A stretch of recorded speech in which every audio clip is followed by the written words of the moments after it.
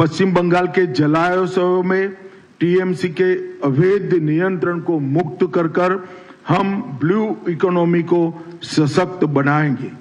युवाओं को समुद्री विज्ञान, जलीय कृषि और जैव प्रौद्योगिकी के अनुप्रयोगों में प्रशिक्षित करने के लिए एक केंद्र बनाने का काम करेंगे। आयुष्मान भारत योजना, मुख्यमंत्री जी भी एक नई योजना लाएंगे। इसके साथ सहायता से 5 लाख और उसके ऊपर भी क्रिटिकल केसों में हम हर गरीब व्यक्ति का मुफ्त इलाज सुनिश्चित कर देंगे। एम्स जो उत्तर बंग में नया बनेगा, इसको भी आधुनिक से आधुनिक एम्स बनाने का हम काम करेंगे। उत्तर बंग में एक नया कैंसर अस्पताल जो सभी तकनीकों से युक्त होगा, उसको हम जरूर नया इस प्रकार का कैंसर अस्पताल बनाएंगे। सुंदरवन और जंगल महल के लिए आधुनिक सरकारी अस्पताल जो 300 से कम बेड का नहीं होगा, उसको हम बनाने का काम करेंगे। शिक्षा में मिड डे मील की गुणवत्ता में सुधार करेंगे और वहां जो चोरी हो रही है, इसको पूर्णतया से हम बंद करेंगे। सभी शिक्षकों की रेगुलर भर्ती कर दी जाएगी। हंगामी शिक्षक एक भी न बचे, इस तरह से पूरी भर्ती पारदर्शी तरीके से हम करेंगे। मेधावी छात्रों के लिए स्वामी विवेकानंद मेरिट छात्रवृत्ति योजना और एनईपी का अक्षरशः पूर्ण भावना के साथ लागू करने का हम काम करेंगे, जिससे बंगाल का युवा वैश्विक उत्कृष्टता के केंद्रों का फायदा ले सके। संविदा शिक्षकों का भी जितने भी अभी काम कर रहे हैं, उनको न्यूनतम आधार वेतन हम सुनिश्चित करने का काम करेंगे। संस्कृति के लिए भी वंदे मातरम संग्रहालय का निर्माण जो होगा, वो केवल एक म्यूजियम नहीं होगा, इसको सेंटर बनाकर बंगाल की संस्कृति को हम फिर से एक बार आकाश की ऊंचाइयों को छूने वाली संस्कृति बनाने के लिए एक पूरा प्रयास का केंद्र इसको बनाएंगे। भक्ति आंदोलन को मजबूत कर चैतन्य महाप्रभु आध्यात्मिक सर्किट को हम विकसित करेंगे। गंगा सागर मेला, महेश्वर रथ, वारुणी मेला और वंदना उत्सव, उसको अंतर्राष्ट्रीय आध्यात्मिक सांस्कृतिक महोत्सव के रूप में हम स्थान दिलाने का प्रयास करेंगे। गौड़ीय मठ, भारत सेवाश्रम संघ और इस्कॉन तीनों के आसपास का जो एंक्रोचमेंट है, उसको हटाकर गौड़ीय मठ, भारत सेवाश्रम संघ और इस्कॉन एक बंगाल के कल्चर की पीठिका बने, जिस पर बंगाल के कल्चर का पुनः जागरण हो, इस प्रकार की व्यवस्था हम करेंगे। कवि गुरु रविंद्रनाथ जी की विरासत को बढ़ावा देने के लिए कला, साहित्य और सांस्कृतिक शिक्षा को मजबूत करने के लिए एक सांस्कृतिक केंद्र जो कवि गुरु के नाम से होगा, इसकी हम स्थापना करेंगे।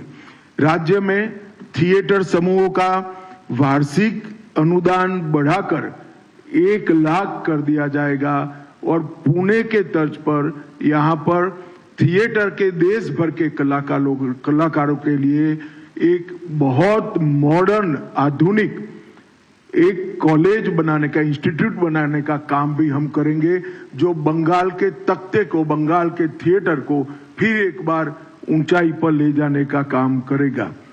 वंचित और हाशिए पर खड़े समुदायों के लिए भी हम बहुत सारी योजना लाए हैं। सबसे पहले ये समुदायों पर लव जिहाद और लैंड जिहाद का जो भय है, इसको पूर्ण तरह से नाबूद कर उनकी बच्चियों को और उनकी भूमि को सुरक्षा देने का काम करेंगे।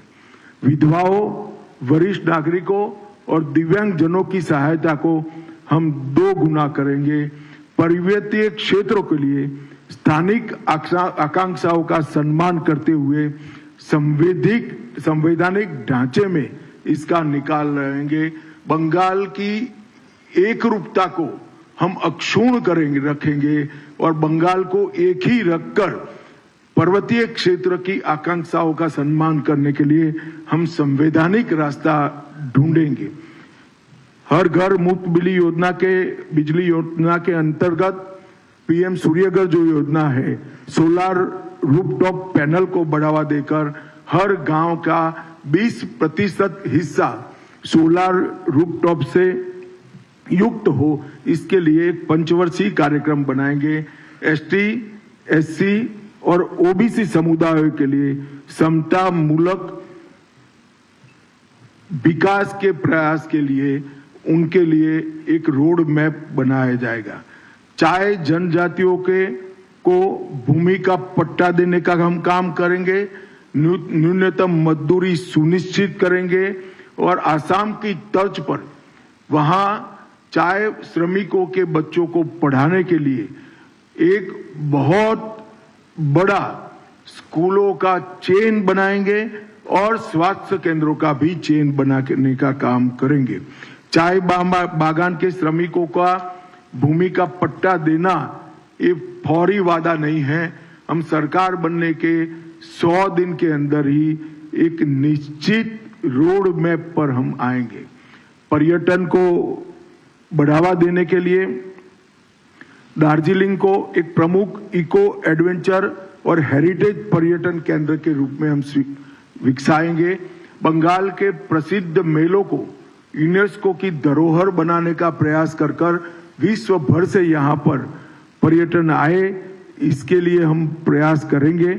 और कलकत्ता की विरासत, संस्कृति और बनने वाले रिवर फ्रंट के माध्यम से कलकत्ता में भी एक प्रकार से हम बहुत बड़ा पर्यटन आकर्षित हो, इस प्रकार का प्रयास करेंगे और कलकत्ता को लिविंग सिटी के रूप में पूरे विश्व में प्रस्थापित करने का प्रयास करेंगे।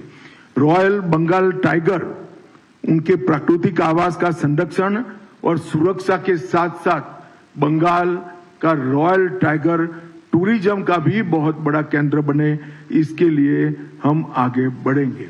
मित्रों, मैंने कुछ प्रमुख बिंदु आपको बताया है, परंतु हमारे संकल्प पत्र का मूल मुद्दा है भय रहित बंगाल की रचना और भरोसे से युक्त बंगाल की पुनर्निर्माण। भय रहित बंगाल जब मैं कहता हूं, तब आज हर बंगाल के नागरिक के मन में भय है कि 15 साल के बाद एक घुसपैठ के कारण बंगाल की स्थिति क्या होगी। संदेश खाली और आरजी कर जैसी अनेक घटनाओं की सीरीज के कारण बंगाल की महिला आतंकित है। सिंडिकेट के त्रास के कारण युवा भी भय का एहसास कर रहा है। ये सारे भय को समाप्त कर सुशासन प्रस्थापित कर भय रहित समाज और भरोसे के साथ एक सोनार बांग्ला के निर्माण के लिए बंगाली युवा आगे बढ़े, बंगाल की महिला आगे बढ़े, बंगाल का किसान, बंगाल का मछुआरा और बंगाल के सारे कलाकार फिर से एक बार संस्कृति को ऊपर उठाने के लिए पूरे देश भर में और विश्व भर में हमारी संस्कृति को पहुंचाए, ऐसा प्रयास हो। इसके लिए हम बंगाल की जनता को भरोसा देते हैं। आपने एक लंबे समय तक कम्युनिस्टों को मौका दिया है, 15 साल तक ममता दीदी को दिया है, एक पूरा लंबा कालखंड 5 दशक का, करीब 5 दशक का, ये बंगाल को नीचे गिराने में ही साबित हुआ है। हम बंगाल को फिर से सांस्कृतिक पुनर्जागरण के साथ साथ आधुनिक इंडस्ट्री को लाएंगे, यहाँ की शिक्षा व्यवस्था को मजबूत करेंगे, रोजगार को सुनिश्चित करेंगे, घुसपैठिया मुक्त बंगाल बनाएंगे, घुसपैठ को रोकने का काम करेंगे और बंगाल को फिर से एक बार मजबूत औद्योगिक राज्य बनाने के लिए हम प्रयास करेंगे। यहाँ के किसानों के जीवन को सरल बनाने के लिए भी और यहाँ से मत्स्य पालन करने वाले भाइयों बहनों के जीवन को भी सरल बनाने के लिए हम काम करेंगे। ऐसा भरोसा मैं भारतीय जनता पार्टी की बंगाल इकाई की ओर से बंगाल की जनता को देना चाहता हूं।